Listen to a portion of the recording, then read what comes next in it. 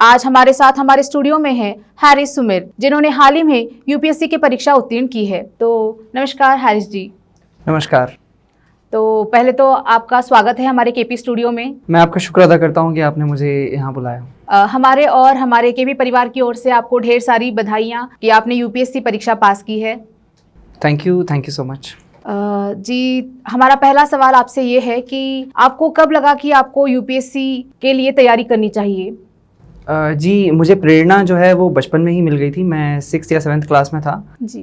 तब एक district collector थे हर्ष गुप्ता जी, श्री हर्ष गुप्ता जी। जी। तो उन्होंने मास्टर प्लान करके बीदर में एक प्रोग्राम लाया था, जिसके तहत उन्होंने काफ़ी रोड्स को वाइडन कर दिया था और बीदर उत्सव जैसी नई नई चीज़ें लाई थी। तो इससे मुझे बचपन में ही प्रेरणा मिल गई थी कि मुझे भी बड़ा बन के एक IAS ऑफिसर बनना है। तो आप कहना चाहते कि जो हर्ष गुप्ता जी थे वो आपकी प्रेरणा है? जी हाँ, हर्ष गुप्ता जी डेफिनेटली मेरे लिए रोल मॉडल हैं। और उनके अलावा मेरे जो भाई हैं नदीम उद्दीन, वो उन्होंने भी सिविल सर्विसेज परीक्षा को पास किया था लास्ट ईयर ही, और उन्होंने इंडियन पुलिस सर्विस ज्वाइन किया था। तो वो भी मेरे लिए एक डेफिनेटली रोल मॉडल और गाइड के तौर पे हैं। तो यूपीएससी एक बहुत ही टफ एग्ज़ाम होता है, तो आपने किस तरह से उसकी तैयारी की, कहाँ से आपने कोचिंग ली और किस तरह से आपने इस तरह से तैयारी की कि आज आपने उस एग्ज़ाम को क्लियर किया है? जी, मैंने इस एग्ज़ाम के लिए कभी कोई कोचिंग नहीं ली, क्योंकि मेरे घर पे ही मेरे भाई मौजूद थे जो कि खुद एक मेरे लिए कोच थे। तो मुझे इस एग्ज़ाम के लिए कहीं कोचिंग लेने की ज़रूरत नहीं पड़ी। लेकिन मैं 2-3 जगह ज़रूर रुका, क्यों एक प्रॉपर एनवायरनमेंट पाने के लिए। जैसे हमदर्द स्टडी सर्कल करके एक न्यू दिल्ली में जगह है, और जामिया मिलिया में एक रेसिडेंशियल कोचिंग एकेडमी है। तो मैं इन 2 जगह रुका था एक माहौल या एनवायरनमेंट वातावरण पाने के लिए। जी। तो आईएएस प्रीलिम्स, मेंस और इंटरव्यू बहुत ही टफ होते हैं एंड लोग कहते हैं कि इस तीनों स्टेजेस को पार करना बहुत ही मुश्किल होता है। तो आपकी प्रिपरेशन स्ट्रेटजी क्या रही? जी, ये तीनों पड़ाव जो होते हैं, प्रीलिम्स, मेंस और इंटरव्यू, बेशक ये टफ़ होते हैं। इनके लिए मैंने एक प्लान्ड स्ट्रैटेजी बनाई थी कि मेरे भाई ने मुझे बताया था कि मेंस एग्ज़ाम जो है, जो कि दूसरा पड़ाव होता है, उसकी तैयारी आपकी पहले पड़ाव के एग्ज़ाम से पहले ही हो जानी चाहिए। अक्सर स्टूडेंट्स ये गलती करते हैं कि जब पहला पड़ाव होता है कंप्लीट, उसके बाद वो दूसरे पड़ाव की तैयारी शुरू करते हैं। बट मैं बाकी सारे स्टेजेस, मेंस की तैयारी भी मेरी प्रीलिम्स एग्ज़ाम से पहले ही हो गई थी। इसीलिए मेरा जो ये सफ़र था बहुत छोटा सा था। बहुत सारे लोग प्रीलिम्स और मेंस तो क्लियर कर पाते हैं, लेकिन इंटरव्यू में बहुत सारे लोग अटक जाते हैं। तो आप ऐसे कौन से सवाल थे जो आपसे इंटरव्यू में पूछे गए थे? ये भी बात सही है कि काफ़ी लोग इंटरव्यू तक तो पहुंच जाते हैं, 2000 बच्चे पहुंचते हैं बस, बट फाइनली सिर्फ 750 या 800 बच्चे सेलेक्ट होते हैं। तो इंटरव्यू भी एक बेहद अहम स्टेज है। इसके लिए भी मैंने तैयारी अपने पर्सनैलिटी डेवलपमेंट में पहले से ही काम किया था। ऐसे कई सारे सवाल थे जो मेरे इंटरव्यू में पूछे गए थे, क्योंकि मेरा बैकग्राउंड कंप्यूटर साइंस इंजीनियरिंग में है। तो मुझे नई नई टेक्नोलॉजीज़ के बारे में पूछा गया, जैसे आर्टिफिशियल इंटेलिजेंस, ब्लॉकचेन टेक्नोलॉजी, और मुझे पूछा गया कि मैं समाज में या अर्थव्यवस्था में इन टेक्नोलॉजीज़ का किस तरह से उपयोग करूँगा। तो अभी आपका फैमिली सपोर्ट कैसे रहा आपकी इस यूपीएससी की तैयारी में? जी, बिना मेरे परिवार या फैमिली सपोर्ट के मैं यहाँ तक आपके सामने आज इंटरव्यू नहीं दे रहा होता या कामयाब नहीं होता। तो बेशक मेरे फैमिली का सबसे अहम रोल रहा है, क्योंकि ये मेरा दूसरा अटेम्प्ट था जिसमें मैंने इस परीक्षा को पास किया है।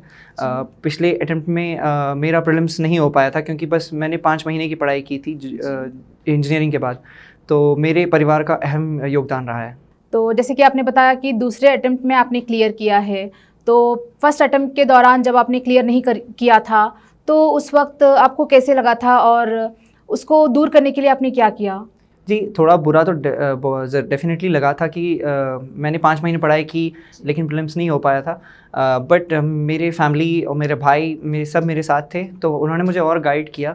और फिर मैंने क्या किया, ताकि गलतियां दोबारा ना हो, एक पेपर पे अपनी गलतियां लिख दी और इंश्योर किया कि ये गलतियों को मैं चेंज कर सकूं। और मेरे भाई के गाइडेंस के साथ मैंने इन मिस्टेक्स को सही कर दिया, जिसकी वजह से मेरे तीनों स्टेजेस सेकेंड अटेम्प्ट में क्लियर हो गए। तो आपने कौन से बुक्स रेफ़र किए स्पेशली इस एग्ज़ाम के लिए, और आप डेली कितने घंटे की पढ़ाई करते थे? जी देखिए, इस एग्ज़ाम के लिए कुछ बेसिक बुक्स होती हैं जो कि NCERTs होती हैं, CBSE सिलेबस की, तो वो पढ़ना बेहद ज़रूरी होता है। इसके अलावा हर एक सब्जेक्ट के लिए कुछ एडवांस्ड बुक्स होती हैं जो मैं दर्शकों के साथ शेयर करना चाहूँगा। जी बिल्कुल। जैसे पॉलिटी नाम का जो सब्जेक्ट होता है उसके लिए लक्ष्मीकांत नाम की एक किताब मशहूर है, और उसके अलावा इकोनॉमिक्स के लिए श्री राम है, ज्योग्राफी के लिए तो NCERTs ही काफ़ी हैं, और इसके अलावा एनवायरनमेंट या इकोलॉजी जिसे कहा जाता है उसके लिए शंकर IAS की किताब होती है। और मेरा ऑप्शनल जो है पॉलिटिकल साइंस इंटरनेशनल रिलेशन, उसके लिए शुभ्रा रंजन मैम की मैंने किताबें पढ़ी थी। और आपका दूसरा सवाल था कि मैं कितने घंटे पढ़ाई करता था, तो सच बताऊं तो मैंने कभी घंटे गिने ही नहीं कि मैं कितने घंटे पढ़ाई करता था। मैं घंटे गिनने की बजाय चैप्टर्स गिनने में ज़्यादा यकीन रखता था। तो ऐसा होता था कि कभी मेरे चैप्टर्स 4 घंटे में हो जाते थे और कभी 8 घंटे में। तो जिस दिन 4 घंटे में हो जाता था काम, तो मैं कुछ ज़्यादा फुटबॉल खेल लिया करता उस दिन। जी। ये तो बहुत अच्छी बात है कि आपने पढ़ाई के साथ अपने स्पोर्ट्स पे भी ध्यान दिया, अपने फिजिक को भी मेंटेन किया है। अभी आप जो UPSC एस्पिरेंट्स हैं उन लोगों के लिए क्या संदेश देना चाहेंगे? सबसे इम्पॉर्टेंट संदेश मैं ये देना चाहूँगा UPSC एस्पिरेंट्स को कि UPSC की जो पढ़ाई होती है, ऐसा नहीं है कि आप एक कमरे में बंद हैं और अकेले पढ़ रहे हैं, घंटों तक पढ़ते जा रहे हैं। ऐसा नहीं होता है। आपको अपनी फ़िज़िकल हेल्थ और मेंटल हेल्थ दोनों पे बहुत ज़्यादा ध्यान देना होता है। जब आपकी स्वास्थ्य अच्छा रहेगा तभी आपका पढ़ने में मन भी अच्छा लगेगा। और दूसरा संदेश जो मैं देना चाहूँगा वो ये है कि पढ़ाई जब आप करें तो क्वालिटेटिव पढ़ाई करें, क्वांटिटेटिव नहीं। घंटे गिनने की बजाय चैप्टर्स और सब्जेक्ट्स गिनें। तो ये सबसे अहम एडवाइस मैं UPSC एस्पिरेंट्स को देना चाहूँगा। जी, आपने बिल्कुल सही कहा कि क्वालिटी ज़्यादा मैटर करती है, क्वांटिटी नहीं। अभी आपने UPSC क्रैक किया है, तो आपका मतलब मेन एम क्या था कि आप क्या बदलाव लाना चाहते हैं? जी हाँ, मेरा जो उद्देश्य था IAS में एंटर करने का वो भी सर्विस ही था। क्योंकि अगर आप देखेंगे इंडियन एडमिनिस्ट्रेटिव सर्विस जिसे कहा जाता है IAS, उसके लास्ट में जो वर्ड है वो है सर्विस। तो मेरा पहले से मकसद था कि मैं सर्विस के लिए ही यहाँ पे आया हूँ, और 3 क्षेत्र थे जिसमें मैं सर्विस या सेवा प्रदान करना चाहता हूँ। सबसे पहला है शिक्षा या एजुकेशन का क्षेत्र, और इसके अलावा गरीबी का क्षेत्र, और तीसरा है वुमेन एम्पावरमेंट का क्षेत्र। जी, आपका उद्देश्य बहुत ही अच्छा है कि आप वुमेन एम्पावरमेंट पे ध्यान देना चाहते हैं, और एज वेल शिक्षा के ऊपर, जो कि अभी कुछ राज्यों में बहुत ही कम है, जिसके डेवलपमेंट की बहुत सख्त ज़रूरत है।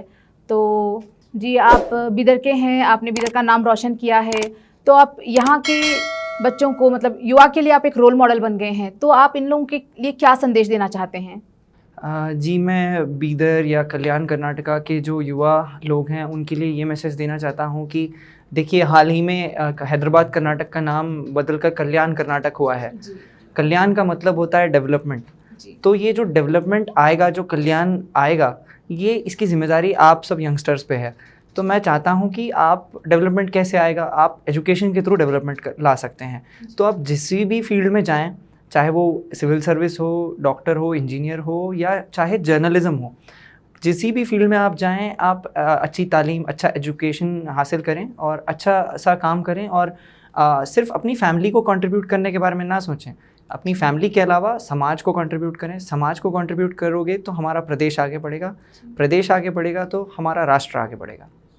आपने अपना कीमती वक्त हमें दिया, आप यहाँ पे आए, और हमारे युवाओं के लिए भी आपने एक अच्छा संदेश दिया है, काफ़ी टिप्स भी दिए हैं कि किस तरह से आपने अपनी तैयारी की है, और आपका उद्देश्य भी बहुत ही अच्छा है। तो इसके लिए हम आपका बहुत बहुत धन्यवाद करते हैं। हैरिस जी, आप यहाँ पे आए, इसके लिए आपका बहुत बहुत धन्यवाद। आपने मुझे यहाँ पे बुलाया, मैं आपका बेहद शुक्रिया अदा करता हूँ, और अब इसी के साथ अपनी बात ख़त्म रखता हूँ। जय हिंद, जय कर्नाटका। धन्यवाद।